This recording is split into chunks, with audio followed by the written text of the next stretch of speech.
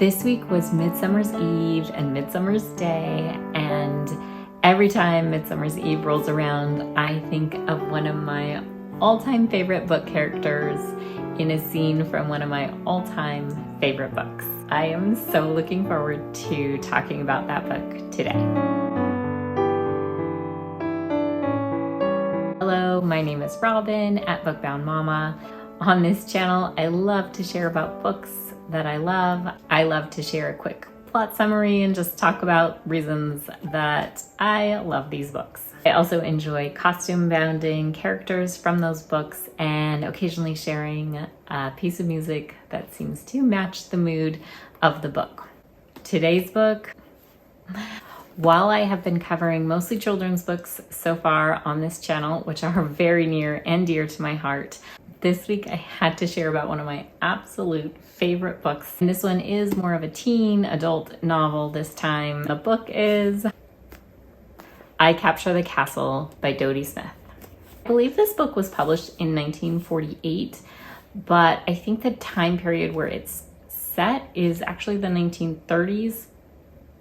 This is a book I have read many times. I remember when I first heard about it on, I think it was sort of a book recommendation segment on NPR. This was in my maybe late 20s, and I've read this book every couple of years since then.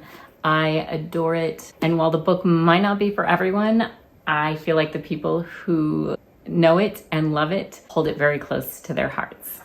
So in this book, 17-year-old Cassandra Mortman is basically journaling her life. So we're reading her journal of just like a handful of months in her life.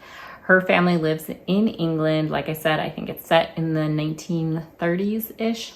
They actually live in an old English castle, but they are very, very poor. So they've sort of ended up in this situation, this sort of lifelong lease on this castle where they are not actually paying for it. So at the beginning of her journaling, at the beginning of the book, they're just trying to make ends meet and just trying to get food on the table. Her family is quite eccentric. She lives with her father and her stepmother, who's quite young. She has an older sister and a younger brother. Immediately, she is a kindred spirit to me as a middle child with an older sister and a younger brother.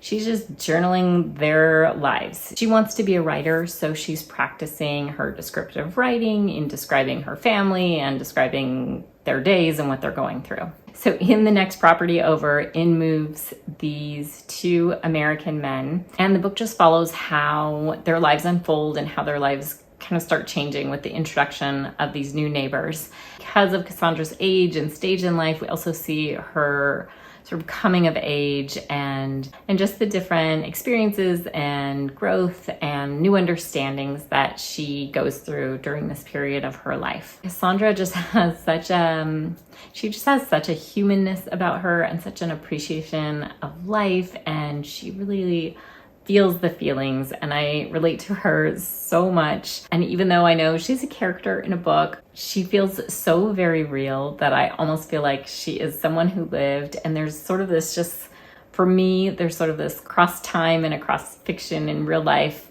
and across my life and my life as a teenager versus now. I just feel such a connection with her, and I honestly sometimes have to remind myself that this is a work of fiction because it's told in such a real way, and it's so, parts of it are so, like, honestly laugh out loud hilarious. Like I said, I've read this a number of times, and I feel like every time I read it, I know it's coming. Sometimes I don't have the best memory, but even when I know it's coming, it's still just, parts of it are just hilarious and parts of it are surprising. It's just got all the feels, and I guess this could be seen kind of as a teen book, although I don't know about teens these days relating to it, even though it's told by a teenager. I kind of feel like it's more like a book for adults, although I believe certain kind of teens would really, really love this book. I would have loved this as a teenager. I often shy away from adult books in my life just because I read books to kind of escape from the stuff of life and the hard stuff, and I think a lot of adult books get into that, and that's part of life and that's fine. but it's kind of why I tend more towards children's literature. But this book, as much as it has some heart feel moments, there's nothing super tragic or upsetting in it. So if that's something that you also shy away from, just thought I'd say that. Anyway, in the book, there is a memorable scene that takes place on Midsummer's Eve, which is why I think of it around this time of year. And the whole Midsummer's Eve being right after summer solstice is a whole thing that I've had to research the last couple of years, thinking, why is it called Midsummer if it's at the beginning of summer? There's a whole explanation on the internet if you want to go down that rabbit hole. Maybe I'll link to some of those in my Substack as well. So because I like to costume bound characters from the books, I wasn't quite sure what to wear because Cassandra and her family are definitely, especially in the beginning, sort of making ends meet and like re-wearing old clothes and patching things together. There's a scene where they go to London in some white suits, but I decided to just sort of go for like flowy dress because I think her living in the castle and sort of being by this field and this mound, it just has sort of that flowy run through the fields feeling to it sometimes. So it's kind of more the thing I went for with my dress today. With the picture books that I've shared on here, I have also shared a piece of music that I kind of feel like fits the mood of those books. And I usually just show pictures from the picture books while I play the music. And this one obviously doesn't have pictures. So what I thought I'd do is just play like a short little piece that fits the feeling of this book. And then I just thought I'd show some of the various book covers. So we'll see how that goes.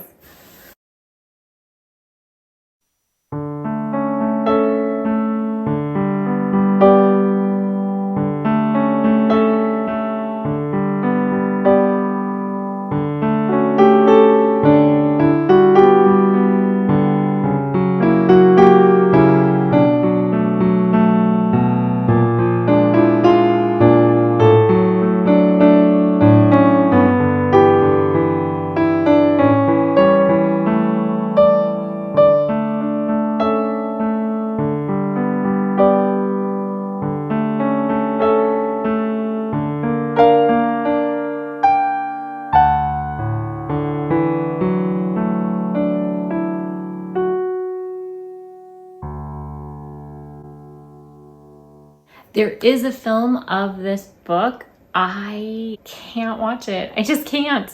I'm like really tempted to because I love the book so much, but also I love the book so much. I have it so perfectly in my head what I feel like it looks like that I can't watch it. But for those of you who are willing to watch a movie version of the book, that is out there. I know nothing about it.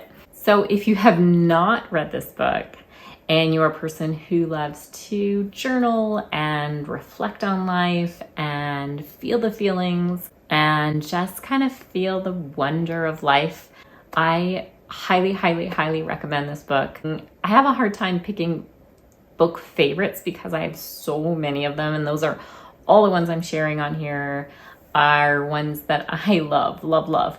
But this one is definitely, like if I had to pick a top 5, this one definitely makes it in that top 5.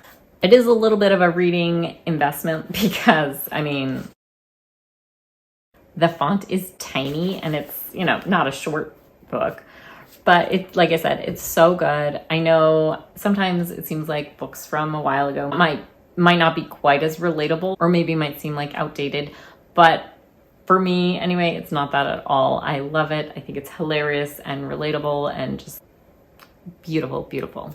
If the name Dodie Smith sounds familiar, but it might not. She also is the author of a famous book called 101 Dalmatians, which I have not read, but obviously almost everyone is familiar with the Disney version. I don't feel like this book is in any way like that one, so don't get that in your head. If you are a fan of this book or you hear this and then you read it and love it, I would love to hear from you. I feel like other people who love this book are also kindred spirits, and I do not have comments on the YouTube channel that I'm talking on right now. But if you head over to my Substack, which I will link to below, I have a written review of the book there, and you can comment there. I would love to hear from anyone who adores this book as much as I do. Or if you don't, that's fine too. Also, quick side note is that I did a little research on the last names of some of the characters in this book.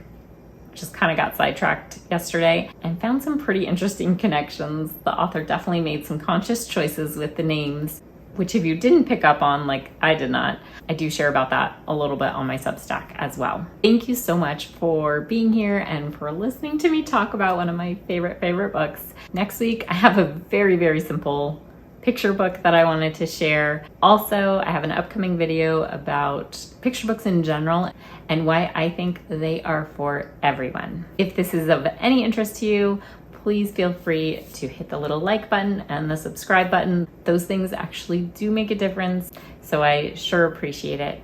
Thank you, and I will see you next time. Bye.